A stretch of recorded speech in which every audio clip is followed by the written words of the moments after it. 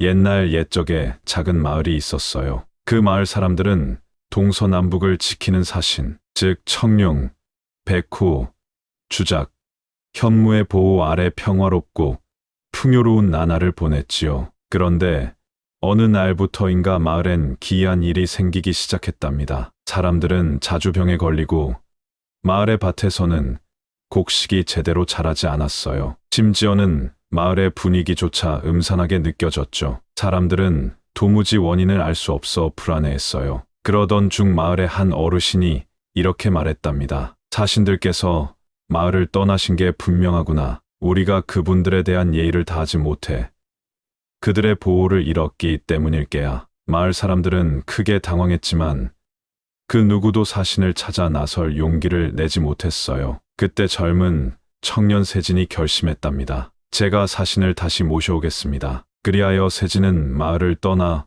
험난한 길을 떠났어요. 그의 첫 번째 목표는 동쪽 산에 있는 청룡의 영역이었답니다. 세진은 동쪽 산 정상까지 오르기 위해 험한 바위와 가파른 비탈을 올랐어요. 힘들고 어려운 여정이었지만 세진은 포기하지 않았지요. 정상에 이르렀을 때 그곳에는 거대한 푸른 비늘을 가진 청룡이 기다리고 있었어요. 청룡은 무서운 눈빛으로 세진을 내려다보며 말했답니다. 인간이여, 무엇을 위해 나를 찾아왔느냐? 세진은 두려움을 떨쳐내고 말했어요. 저는 마을을 구하기 위해 왔습니다. 마을은 사신님들이 떠나신 이후로 불행에 빠졌습니다. 청룡은 잠시 말을 멈추더니 깊은 한숨을 내쉬었어요. 너희가 우리를 잊은 것이 문제였다. 그러나 내가 이곳까지 온 용기를 보았으니 한번 도와주마. 청룡은 자신의 비늘 하나를 떼어 세진에게 주며 말했지요. 이 비늘을 서쪽의 백호에게 전해라. 그가 너를 기다릴 것이다. 세진은 청룡에게 감사 인사를 올리고 그 비늘을 품에 안은 채 서쪽 산으로 향했답니다. 세진은 청룡의 비늘을 품에 안고 서쪽으로 발길을 옮겼어요. 서쪽 산 중턱에는 황금빛 털을 가진 백호가 웅크리고 있었답니다. 백호는 위험 있는 눈빛으로 세진을 바라보며 말했어요. 청룡이 널 보냈구나. 내가 너의 신의와 용기를 보았다. 백호는 그러고는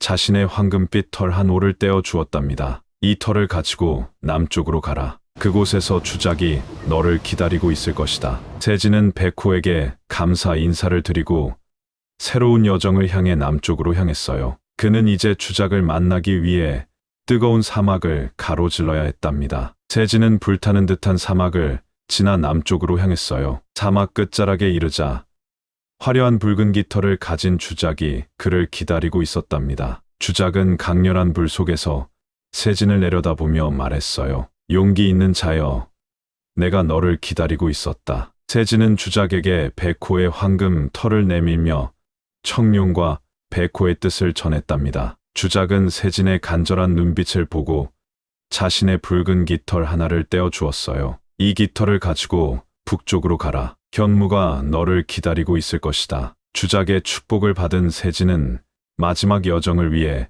북쪽 산으로 향했답니다. 그곳에는 추운 날씨 속에서 현무가 기다리고 있었지요. 세진은 차가운 눈보라를 뚫고 북쪽 산 정상에 이르렀어요. 그곳에는 거대한 거북이의 몸에 뱀의 꼬리를 가진 현무가 있었답니다. 현무는 세진을 보자 낮은 목소리로 말했어요. 모든 사신의 상징물을 가지고 나에게 온 것이냐? 세진은 청룡의 비늘, 백호의 털, 주작의 깃털을 하나씩 꺼내 보였어요. 현무는 그의 용기와 신의를 인정하고 고개를 끄덕이며 말했답니다. 너의 마을을 위해 우리 사신들의 축복을 되찾아 가거라. 이제 마을은 다시 우리의 보호를 받을 것이다. 현무의 축복을 받은 세진은 다시 마을로 돌아가기로 했어요. 자신들의 축복을 받은 세진은 마을로 돌아가는 길에 들떠 있었어요. 자신들의 힘을 다시 마을로 가져간다는 생각에 그는 더욱 힘을 냈지요. 그의 마음은 사신들에게서 받은 비늘, 털, 깃털로 따뜻하게 채워졌어요. 마침내 마을이 눈앞에 보이자 세진은 마음이 벅차올랐답니다. 마을 사람들도 세진의 귀환을 보고 기뻐하며 환호했어요. 세진은 마을 한가운데에 사신들의 상징물을 놓고 그들을 경배했답니다. 그러자 마을에는 다시 기운이 넘쳐났지요. 마을 사람들은 세진이 가져온 사신들의 상징물 덕분에 다시 번영을 찾기 시작했어요. 병에 걸렸던 사람들이 회복되고 마을의 밭에는 곡식이 무성히 자랐답니다. 마을은 마치 전설 속의 기적을 보는 듯했어요. 사람들은 세진을 칭송하며 그의 용기와 신의에 깊은 감사를 표했답니다. 마을의 어른들은 사신들의 보호를 잊지 않고 다시는 그들을 홀대하지 않겠다고 맹세했어요. 마을은 그렇게 사신의 축복을 다시 받게 되었답니다. 마을의 어른들과 세진은 사신들의 상징물 앞에 서서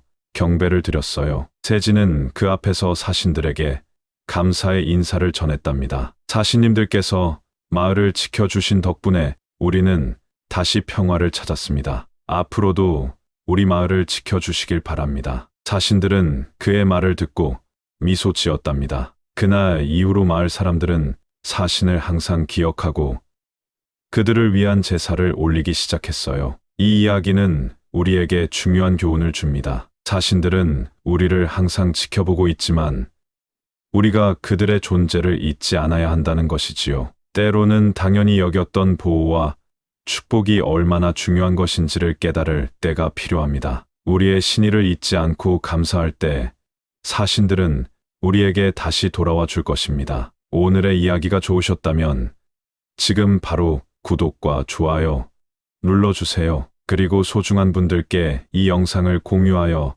더 많은 분들과 더 깊이 있는 풍수지리 이야기를 나누어 보세요.